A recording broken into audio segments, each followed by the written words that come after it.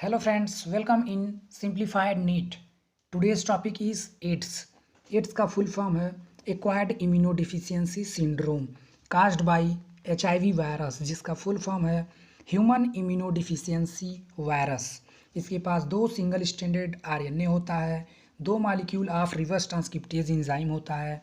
ये मेंबर है रेट्रोवायरस का, इन्वेलप्ड वायरस होता है, रिड्यूस कर देता है हेल्पर टी लिम्फोसाइट की संख्या को हमारे बॉडी में।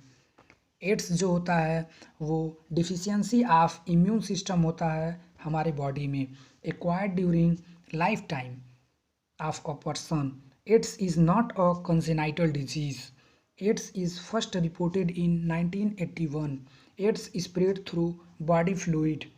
एड्स में जो पेशेंट होता है उसकी बॉडी में इम्यून डिफिशियंसी होने के कारण unable to protect himself.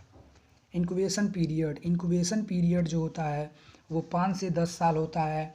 This is time lag between infection and appearance of symptoms.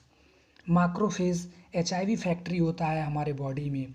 Diagnostic test जो होता है एड्स का वो इलिसा होता है, जिसका फुल फॉर्म है enzyme linked immunosorbent assay. Confirmatory test of AIDS is Western blot. Routine test of AIDS is PCR, polymerase chain reaction. Thanks.